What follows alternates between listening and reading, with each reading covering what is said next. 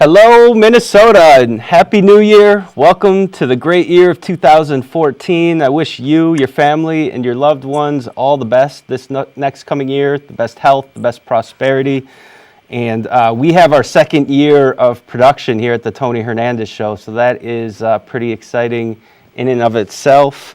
And we have a great show today. Sam and I are going to be talking about this upcoming year, 2014, everything that's going to be happening. There are some huge stories in the works, and I really believe that this year a lot of decisions are going to be made and a lot of big things are going to happen that are going to directly impact our future, your family, your local neighborhoods, and our great state here in Minnesota.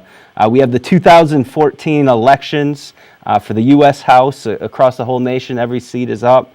We have the U.S. Senate elections coming up for many of the seats. Our own Senator Al Franken is up for re-election in 2014, so we're going to be following that race very closely. We have the Minnesota governor's race. Governor Dayton, he's up for re-election after his first 3 years in office.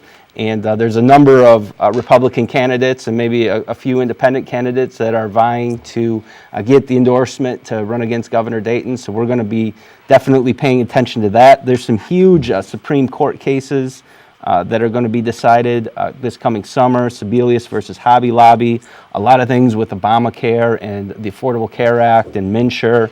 We're really going to see this all unfold right before us in 2014. So we're going to be keeping a close eye on everything, and we ask you to stay tuned here on SEC television every Saturday from 4 o'clock to 5 o'clock, because we're going to cover these stories.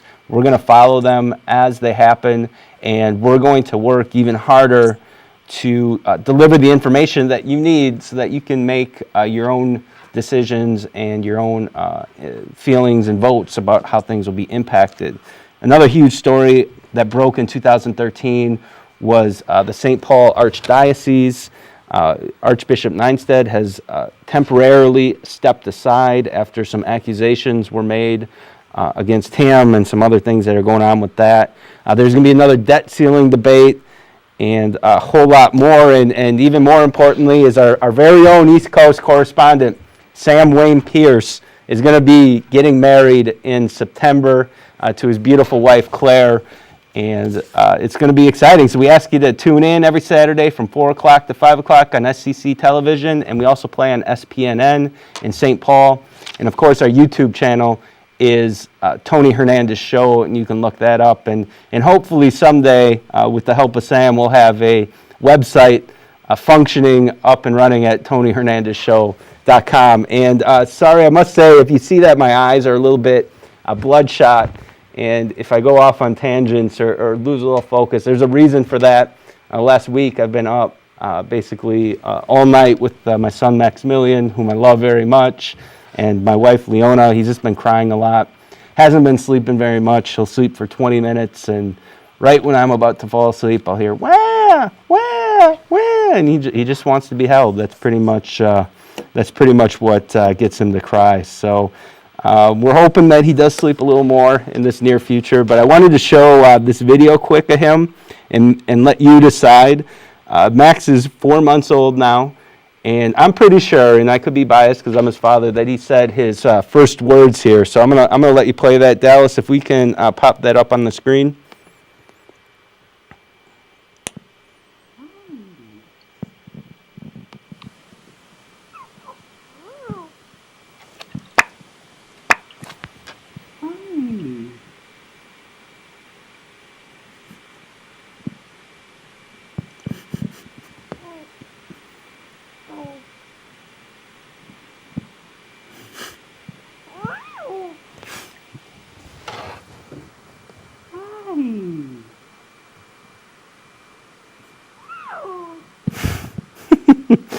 So that's my son Maximilian. I think he said his first words there. I'm pretty sure that I heard hi, but I had other people listen to it, and they thought he said Happy New Year. Somebody else thought they heard him say burrito.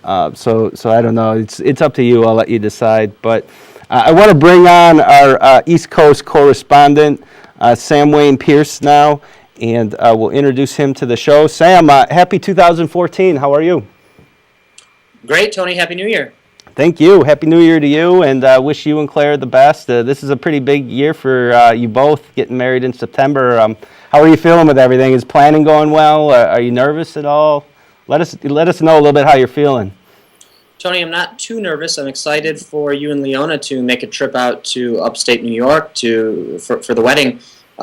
Only thing that worries me a little is my fiance, who's very wonderful in all regards. She's not so sure about the idea of you and I hosting the show live on site at the wedding reception. So that's the only detail yet to be worked out. But otherwise, things are going well. Yeah, I mean, as long as we get the A-OK from the priest at your marriage, I think we can do like a pre-interview in the groom's room or something like that, and hook the microphone up. As long as we have the internet connection there, and we can broadcast live from Sam Pearce's wedding, that'd be pretty exciting.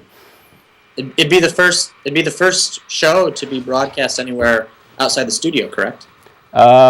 That's partially true. Well, live, you're right. Yeah, we did do the one show with Jake at Jake's house, and when he was showing us his different guns and educating us on the former gun restriction laws that were being proposed that didn't pass. But that wasn't a live broadcast, so you're right. It would be the first on-site live broadcast of the Tony Hernandez show, and it might be at Sam and Claire's wedding in New York. And Tony, the viewers of your show may know that Minnesota tends to be a pretty blue state in a lot of regards, but if we broadcast from New York, they'll see what a really, really blue state looks like. Yeah. So Sam, it's been freezing cold here. We're going to hit almost record lows this weekend. I mean, it's warm right now. That's the thing about Minnesota. It's like the snow is melting right now. It's about 30 degrees outside. But later tonight and then going into tomorrow and the next day, the air temperature here is going to get down to 30 below zero, if you can believe that. And wind chill, it's going to actually be 55 below zero. We're talking dangerously cold out there. And Governor Dayton actually recently announced, I think it was on Friday, that he announced that every school, public school in Minnesota, will be closed on Monday. And a lot of people gave them, I read a lot of people complaining about that. And it just goes to show me that, no matter what side of the aisle people are on, they'll always find fault in one's decisions. But I actually think that Governor Dayton made the correct decision here by taking it out of the hands of the superintendents and the principals and just saying that school is going to be closed on Monday, because 30 degrees below zero is dangerously cold. And could you imagine if one bus wasn't able to start and, some kid is sitting on the corner of the street just freezing, not dressed properly, and if something awful happened, people would complain about that too. So I think it was a good decision that Governor Dayton decided to shut down the schools, and he gave parents advance notice too, so that they can plan for Monday if they need to find sitters or if they need to take the day off of work or whatever. So, but I wanted to talk about this story, Sam. I don't know if you saw it. It's in the Huffington Post. I thought this was pretty remarkable.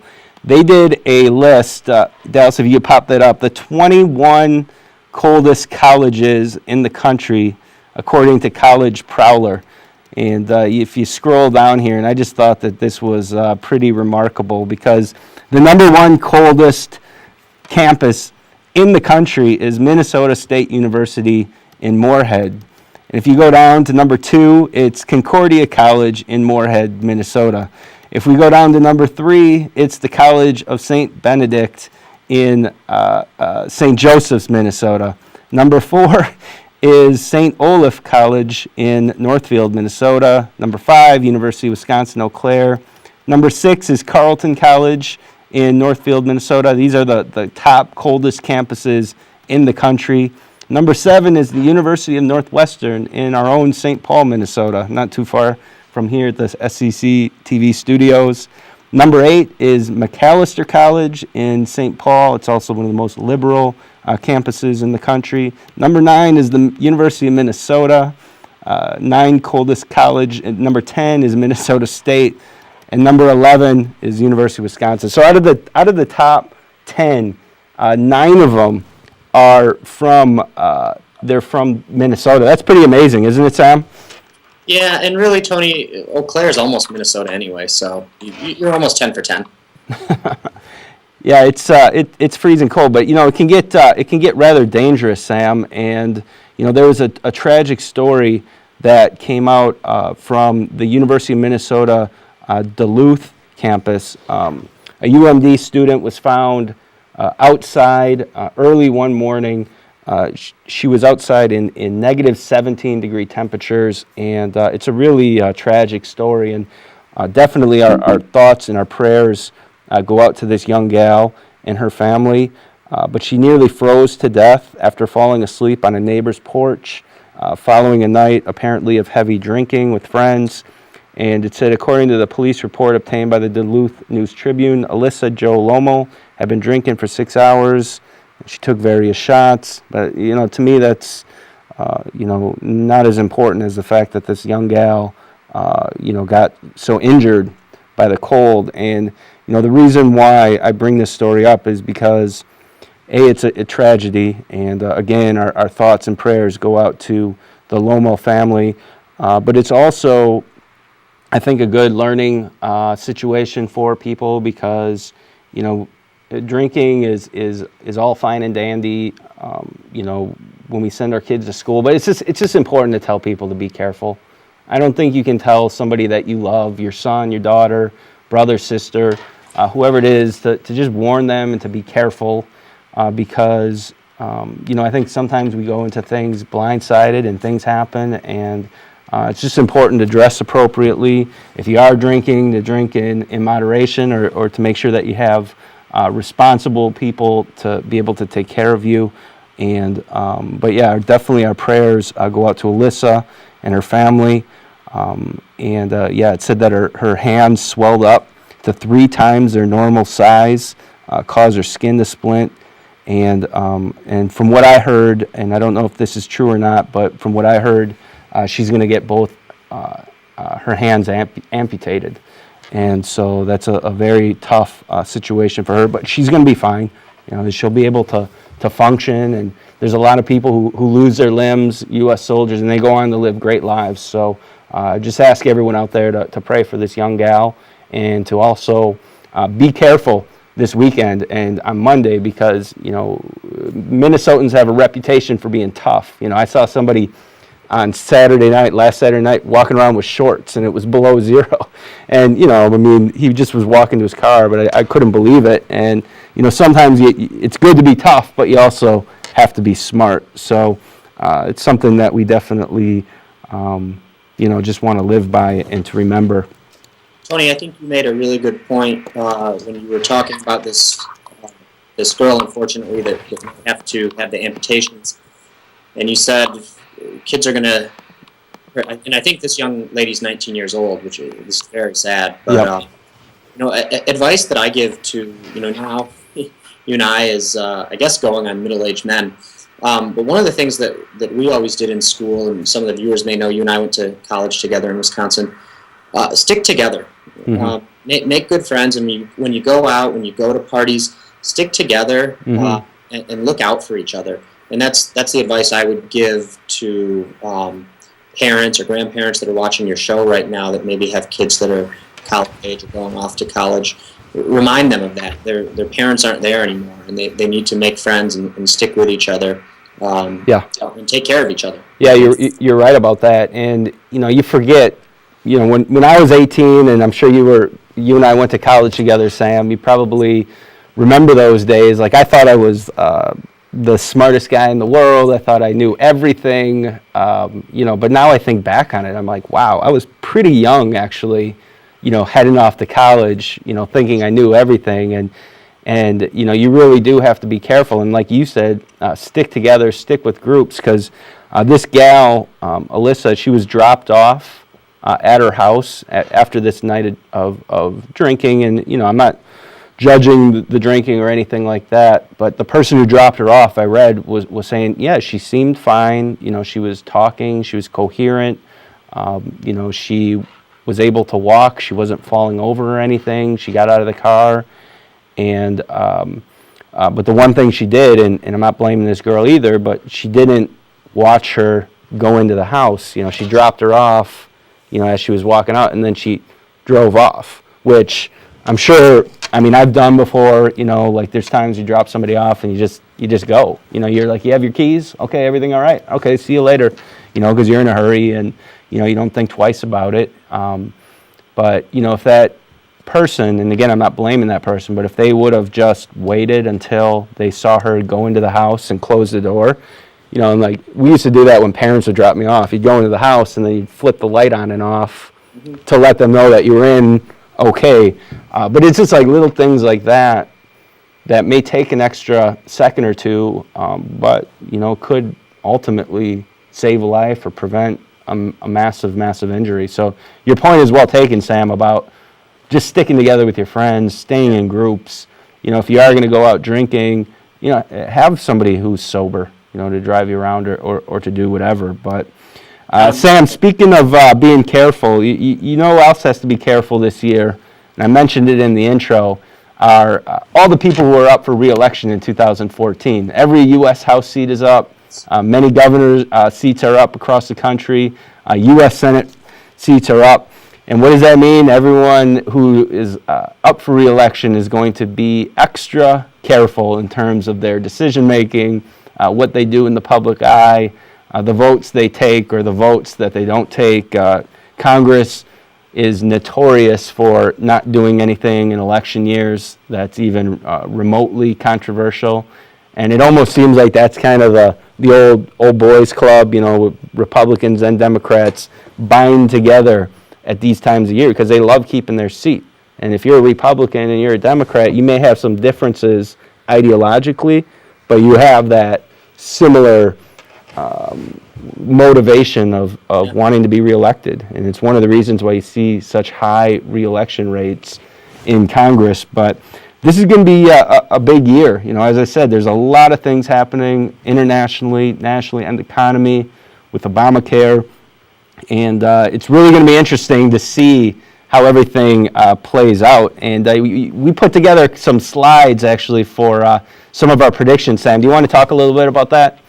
Sure. So Tony, we on the show, I think we're pretty good at explaining to the viewers that we try new things. We like to keep them engaged, and we thought it might be fun for you and I to play a percentages game and state what we think the percentages are for certain re-elections, both Republican and Democrat, majority, minority stuff, and even specific candidates like Governor Dayton, who's up for re-election. So what we did was over the course of the week, we put together some questions. You and I put down our answers on what the odds were for certain things happening, both politically, like elections, and also social issues, things like comprehensive immigration reform, gay marriage, legalization of marijuana for recreational purposes that we just saw in Colorado. So we're going to put these slides up, and then we'll go through, Tony, and you and I will give our answers. The viewers can follow along, and we'll explain why we feel this way. Sounds good. But Sam, before we do that, we're just going to go to a quick video break here and play something, and then we'll come back and we'll talk about the slideshows in 1 second here, if I can line this up. And we'll play this right now, Sam, and we'll come back to you, okay? Mm-hmm.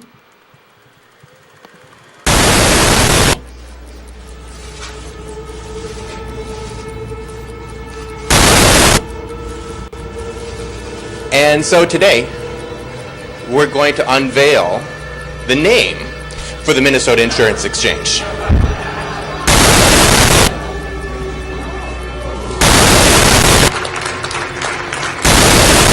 What we have is an online phone or in-person marketplace where people are going to be able to shop. We get this right out of the box. On October 1st, people are going to be shopping. I wish I could say it was some big surprise, but I mean, this is really what competition does. It drives down prices and it drives up quality. This is a great day for the people of Minnesota, taking a major step forward to improve the quality of healthcare, the affordability of healthcare, and to put the people of Minnesota and their interests in charge of our healthcare system.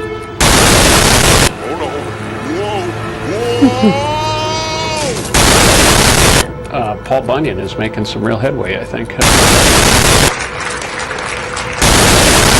Going forward, the Minnesota Insurance Exchange will be known as MNsure, where you get your health coverage. And now the fun part begins, right? You get to do it. Now we know it's not one of the most secure exchanges in the country. We do know there are widespread login problems. Been unfixed for 6 weeks. Has glitches keeping some consumers from completing their applications. So far, we haven't heard of any rescue plan if Minnesotans can't sign up for this website because of glitches. So the call-in center with its interminable waits and calls that automatically drop after just an hour. I've never even gotten through. Who's called MNsure 50 to 60 times, but can't get anyone on the phone to help him. how bad are these problems with the website now? In fact, nothing in MNsure's been running, not well, not the website with its glitches and coding errors. An unspecified number of Minnesotans are still having problems logging on and signing up. With only 6 more days of enrollment to go, MNsure is in serious trouble tonight, and it's not clear if it can recover in time. Frank, we don't even have a handle on how bad these problems are. And tonight, the executive director's resignation could not have come at a worse time for this program. The only thing worse than MNsure's actual performance may be its efforts at PR and transparency. What's going on with MNsure? Isn't there a board member that can come out and tell us what's going on? That's in terms of a public accountability, that seems a reasonable request at this point. We've asked repeatedly, MNsure will not tell us. When you're number one, how do you give it anything but an A? So that's our public service announcement. MNsure, Obamacare, one of the same. It's going to be very telling to see how it all plays out here in 2014. And I believe, Sam, that's going to be actually one of our predictions that we're going to be making here, is it not? That's right, Tony. We're going to cover a lot of issues, and what would a show be if we didn't make mention of Obamacare and or MNsure at some point? Yeah, so we're going to pull up our predictions for 2014. And how many did we make in total? Was it 9 or was it 12? Tony, I think we did 12 predictions, and we should probably add with some humility that these are highly unscientific, but I think they're going to be. I think they'll be entertaining, and they're certainly thought-provoking. And it's important to do this at the beginning of the year, and then we can certainly come back to it and evaluate in November and December. Mm-hmm. Well, let's pull up, we're going to pull up our first slide here, Sam, and we'll take our time talking about each of them when necessary to expand a little more. But this is our first slide that we have here. We made 3 different predictions, if you can see there. U.S. politics, okay, so the predictions we had are odds that the Republicans retain their House majority in 2014. And it looks like, Sam, we're pretty similar here in terms of what we believe is going to happen in terms of the U.S. House. I say 100% that Republicans are going to retain the majority, and the main reason for that is just the way that the districts are drawn and the way that the U.S. House being segmented, I think that it really gives Republicans an advantage because I do believe most of the country is center-right conservative. That's why you see, a U.S. House majority for the Republicans. And you put 90% there, Sam. Why not 100%? Well, Tony, first let me say, and if we have the slides up and the viewers are following along, these pictures that were taken from our LinkedIn profiles, I think you win the better looking LinkedIn headshot. Mine is too zoomed out. I've got to do something about that. Clearly one of these guys has run for office previously and one has not. But all right, so back to the Republicans in control of the House. You're right. They'll maintain control, and I think it would take about 30 seats swinging the other way for the Democrats to regain control of the House. And in this midterm year, a Democrat president in his second term, that just won't happen. The reason I went 90%, Tony, is sometimes there are surprises. I'll give an example. So I live in a district that in 2008, a longtime Republican retired. So a Democrat wins the district for the first time in many years. Mm-hmm. In 2010, a very right-wing Tea Party-ish type of candidate comes in, a conservative woman, and unseats the guy that had won in 2008. He comes back in 2012 and unseats her. These last two have been extraordinarily close elections. So I think there are districts all over the country where people are starting to change their mind every 2 years. People are indecisive, and you just never know. Sometimes there are surprises. You made a lot of good points about the way the districts are drawn up, but I live in a district that I've seen flip-flop back and forth every 2 years now for going on 6 years. So we'll see what happens. That's why I went 90%. Just going back one more, just quickly, I want to get your opinion on how these districts are actually drawn, because if you look in Minnesota, our state, for instance, almost every district is, and there's, is there 8 congressional districts, Dallas? Is that how many there are in Minnesota? Yeah, there's 8 congressional districts in Minnesota, and every one of the districts, more or less, is decidedly either Democrat or Republican. Our district here, the 4th district where we're in right now, is decidedly a Democratic district. A Republican hasn't held a seat since 1946. You go to other areas, Congresswoman Michelle Bachmann's district has been decidedly Republican for a long time. And I know that these districts are redrawn by the courts every 10 years, but I'm in favor of term limits. I think the more people we can get in and out of Congress that have less of an ideological or less of a party stronghold over them, the better. The more people we can get running that are teachers, doctors, accountants, janitors, the bigger spectrum of people, I think the better off we'd be. So term limits is one idea or solution that I believe would do huge, enormous benefits in terms of weeding out the corruption and getting rid of some of these career politicians that have been in for decades. The second area I think where we could really get some strong reform would be in how these congressional lines and different lines for state houses and in other areas, how to get them drawn so that they go off of data maybe from the 10th election for another 10 years, but they go off of the data from that election, and the judges do their best to split the districts up relatively close to 50-50 in terms of liberal, conservative, or Democrat versus Republican. Do you think that's a good idea, Sam?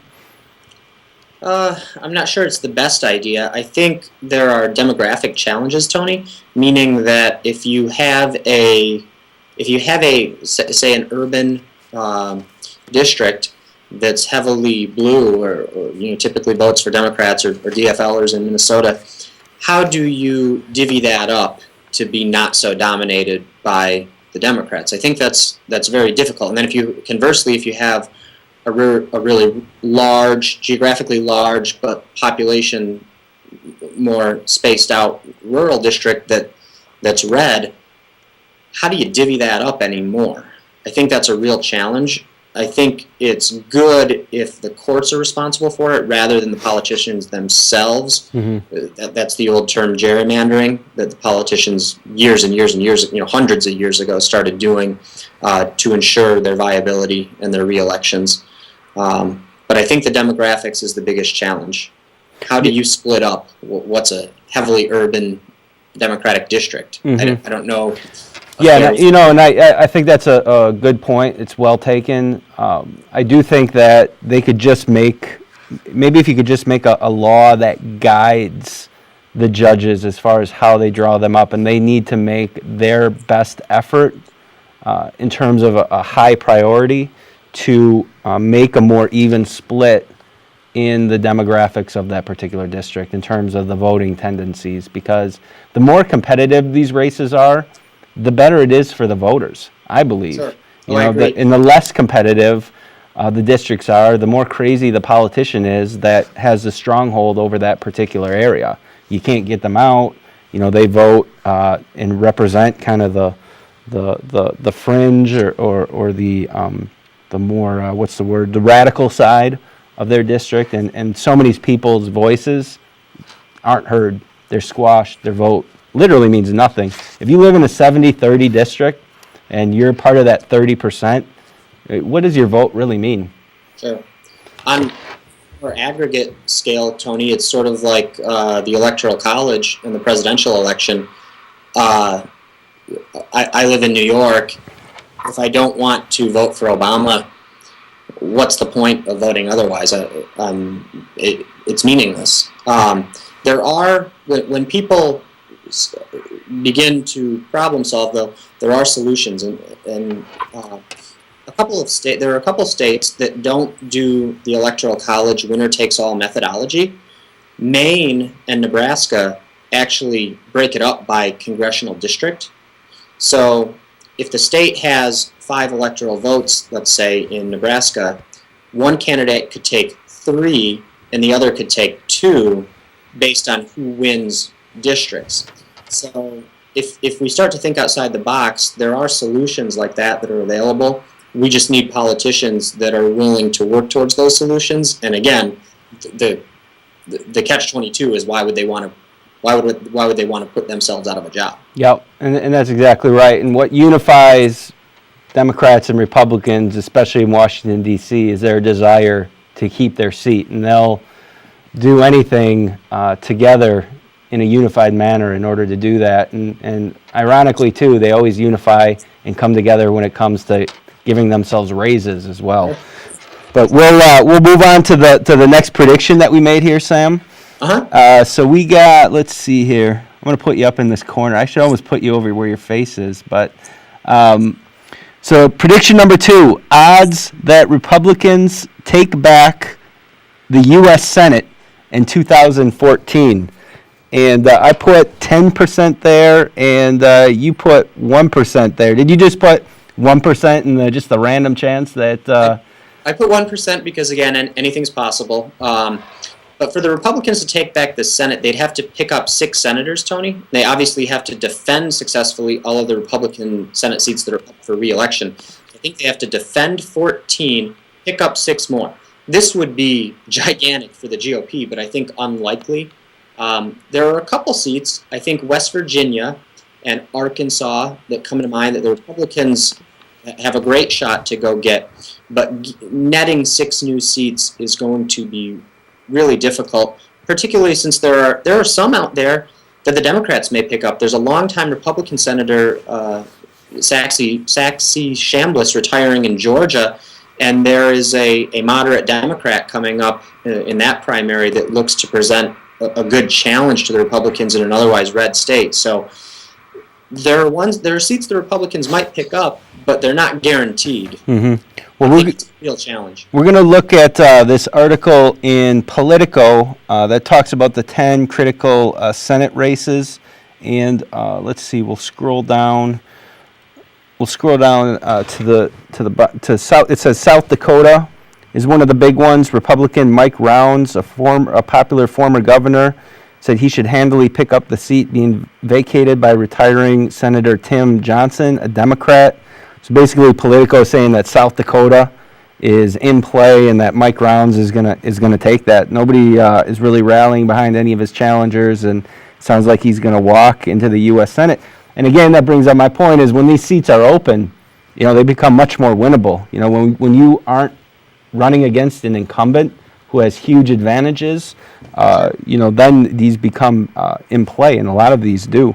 The next one they talk about here is West Virginia. And it said Republican Shelley Moore Capito, is that how you say his name? Is expected to easily pick up the seat of outgoing Democratic Senator Jay Rockefeller. So Rockefeller is retiring, and again, it's another open seat, West Virginia, and they're calling it for the Republican Shelley Moore. Montana, freshman Republican Representative Steve Daines, he's a front runner. But Obama's nomination of retiring Democratic Senator Mac Baucus, so Baucus is retiring then? Baucus is retiring. Baucus is one of the Democrats that helped to write the ACA law, but he's been a little bit in the news. He's been very outspoken and critical of it. He was the one that famously said it was a train wreck and not ready. right before the law went into effect. So he's an interesting guy, but retiring, and I think, Tony, the fact that he's retiring is why he's so truthful all the time lately.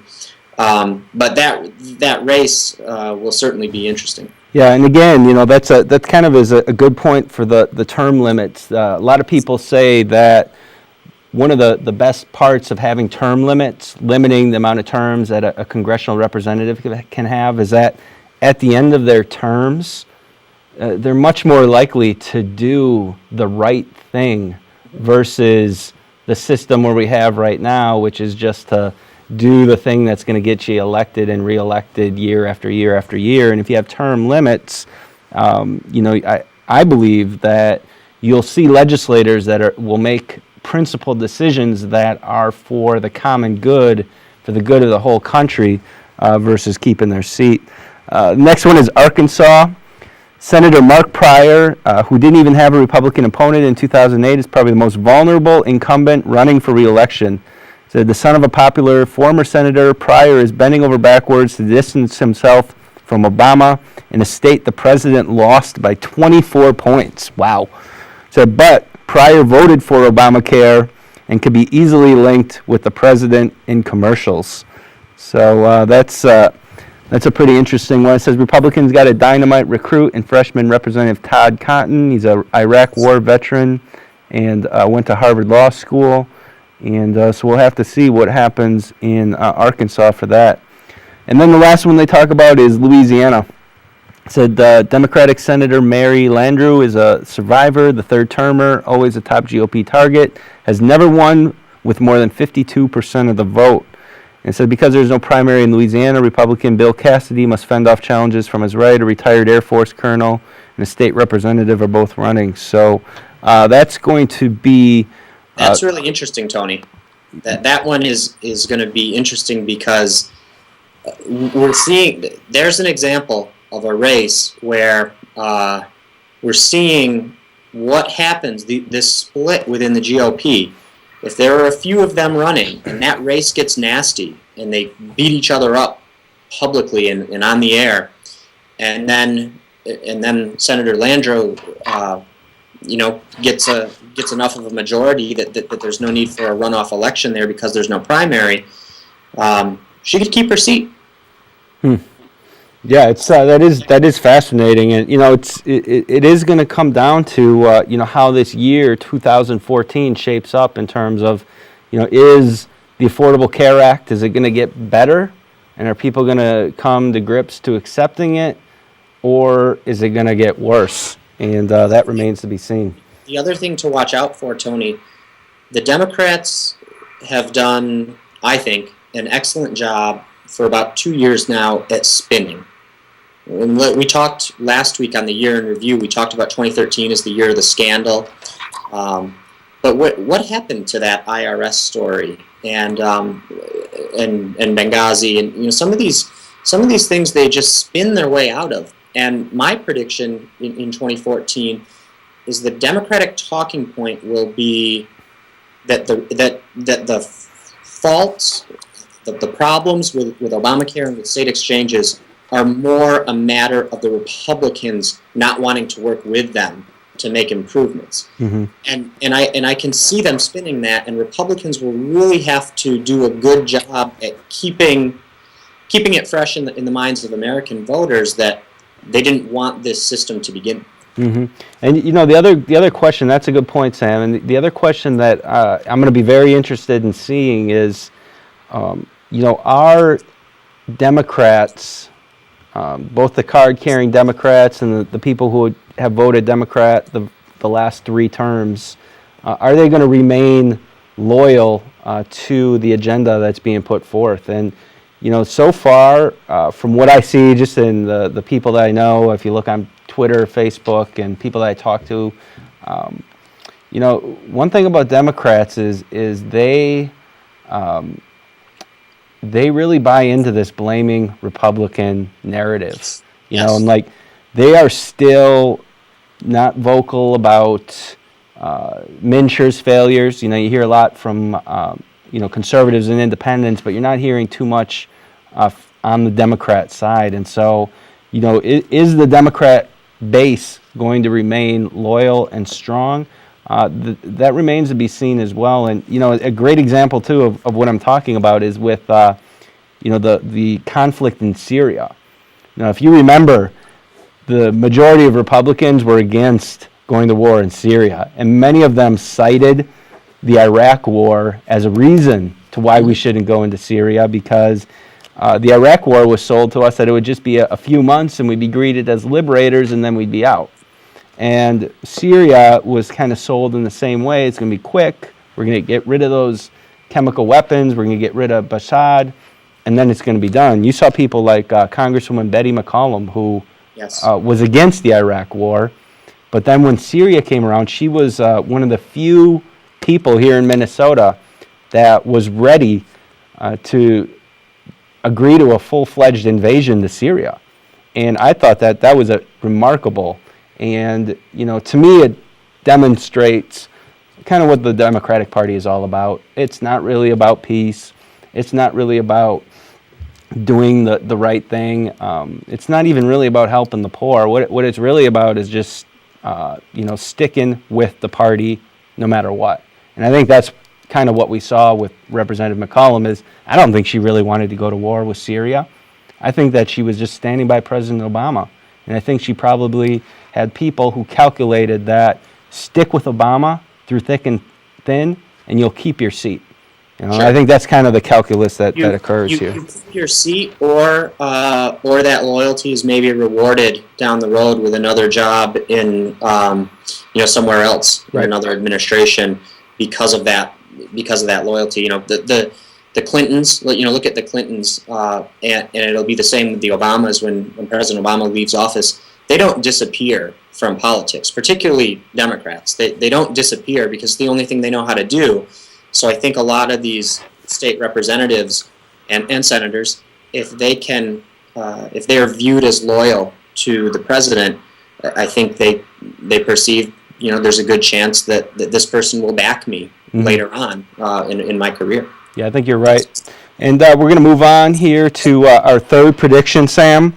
It's the odds that Republicans retain their 60% majority of U.S. states' governors. I predicted with 100% certainty that would be the case, and you predicted 90% that Republicans would retain it. And it looks like we're pretty similar on this front. We are. I think people are largely happy with Republican governors. They've seen, states, red states, like you look at what Scott Walker has done. Wisconsin's not a red state, but Scott Walker's a Republican. You look at some of his reforms in Wisconsin, certainly the Dakotas there on the other side of Minnesota. You look at what some of the Republican governors have done, I think people are pretty happy in those states.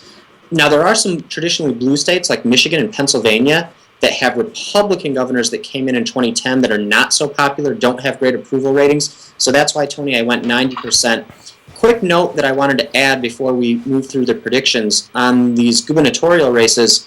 In Arkansas, it's a Democratic governor, and he has to step down because Arkansas has it built into their law that there's a 2-term limit for the governor.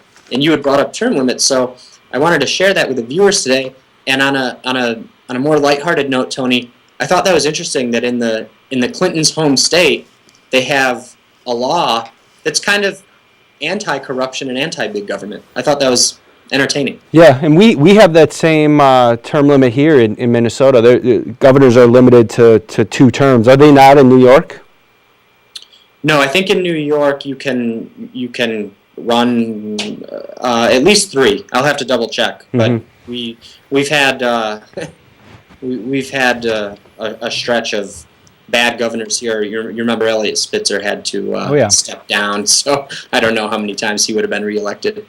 But well, he ran for the comptroller of New York City, and thank God he lost, Tony. I remember last summer, I was afraid he and Wiener would both win, and you said you thought that they would not vote either of them in, and you were right. So as long as we're doing predictions, I should give you credit for those. Thanks. Going back to our predictions here, now I'm going to move to the next page. All right, and then the odds that DFLer Governor Mark Dayton will win re-election as Minnesota governor. I put down 25% here, Sam. And come to think of it, I don't know if that's exactly an accurate prediction. And you put down that there's a 60% chance that Governor Mark Dayton will win the re-election. And, for me, in my viewpoint, is it's going to completely depend on who Republicans endorse and then who goes on to win the primary and then ultimately face Governor Dayton in the 2014 general election. And I did make the prediction, if you remember, a few shows back in 2013, that I said that if Republicans can endorse the same candidate who wins the primary and then goes on to the general election, then we will have a new governor here in Minnesota. And if that's not the case, then I don't think it's going to happen. So I wish I could change my prediction there, but and I think another huge issue is going to be who is the person that's going to be endorsed. We've had a number of the governor's candidates on this show already. State Senator Dave Thompson. We had former Minnesota House Representative Marty Seifert. We had the Hennepin County Commissioner Jeff Johnson, who is at the top right now according to the straw poll. There's other people running. There's Scott Honor. There's former House Speaker Kurt Zellers, and who else am I missing, Dallas? Rob Farnsworth is also running, and then there might be some more people getting in. So there are a lot of Republicans vying for this endorsement.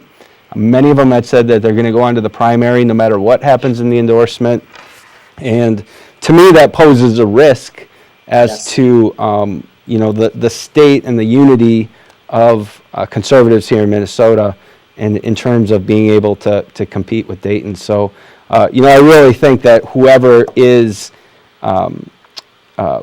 chosen, or the specific person that's chosen, is going to ultimately determine whether or not Governor Dayton's going to get reelected, because he's vulnerable.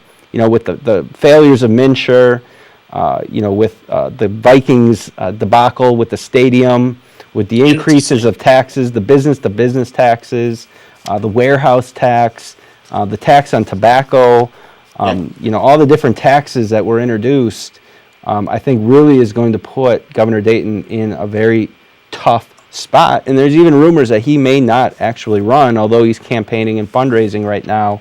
It still remains to be seen if Governor Dayton's going to ultimately be in the general election in 2014. And, we were talking before the show, Sam, and I definitely wanted to have this conversation, is what I foresee in November or October, close to the election, is I see a lot of fear politicking that's going to go on. I see a lot of divisiveness in Minnesota.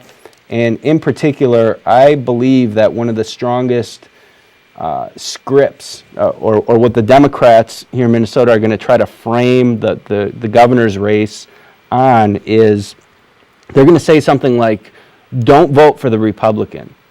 And if you vote for the Republican, what we're going to have is similar to what we had when the Republicans had the majority in 2010 up until 2012. They're going to try to take away marriage equality. Who knows what other types of issues they may put on the ballot this time. Are they going to do another voter ID ballot initiative? Are they going to do something with abortion? But they're going to rile up all the people's fears in terms of what the Republican governor could potentially do if they're elected, and they're going to use those fears based off of recent historical precedent. Again, you vote for the Republican, and they're going to take away what we worked so hard to achieve with marriage equality.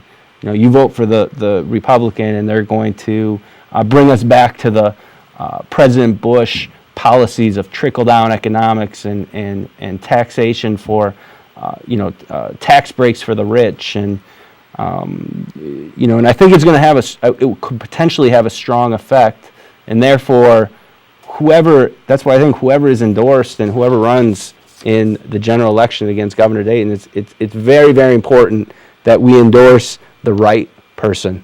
Your thoughts on that, Sam? Yeah, I know we want to get through all our predictions, so I won't add too much. I think a lot of good points there. The reason that I said I think there's a good chance he gets reelected 60% is if I were a Minnesota GOPer, I'd be a little fearful about another third-party candidate, which you had 4 years ago, and now you've got candidates running for the nomination saying, well, I'm not so sure, I won't run anyway. So that lack of unity, at least right now on the surface within the party, would worry me if I was trying to elect a Republican candidate there. If that's the case, I think that and the advantages of the governor's incumbency, I think right now, it looks like a re-election to me. I'm not saying he's not vulnerable, but if you get 2 or 3 more candidates that don't want to yield to whoever wins the nomination, then I think you've got problems if you want a Republican governor. All right, so moving on to our next prediction here. We have the odds that the United States Senator Al Franken wins a second term. I have it as a 50-50 split. And Sam, you have it 80%. I have it as 80% because, you're going to hear me say this a couple times, the advantages of incumbency. Mm-hmm. Al Franken is not a no-namer, despite being relatively new. If I can bring his name up in a discussion out east and people know exactly who he is, he's kind of, for being a lot newer than, say, someone like Schumer, he's kind of in the Democrats' good old boy circle already. Mm-hmm. I think that he's so recognizable and the name recognition and his incumbency will go a long way. I feel quite confident he'll win. Mm-hmm. Mm-hmm. Yeah, I don't have too much to comment about that. I know that Senator Franken, he's had a few votes that are questionable, but people are pretty forgiving when it comes to incumbents, as you said, especially here in Minnesota. The people who are running against them. We had Chris Dahlberg on, but there's nobody that has enormous name recognition like Al Franken does. And at the end of the day, name ID is such an important factor, and so is the incumbency. So, but I still have him as a 50-50 split. Call me an optimist. The next one is odds that the DFL retains the Minnesota State House majority in 2014. So, just to be clear, so everybody knows, every 2 years we elect new Minnesota State House representatives, and the way that the Minnesota Senate works is it goes on 4-4-2. So every 4 years and every 4 years there's an election, and then after that there's a 2-year period and there's another election for the state Senate. So you have that the DFL will retain the majority, which they won in 2012 as 51%, and I have it down as 20%. And this is going to really be determined by the crop of candidates that come up through running with the R next to their name. If we get a lot of good candidates and they work hard, like these state house districts are fairly easy to door knock. You don't need a lot of money to win a state house seat. You need to work extremely hard.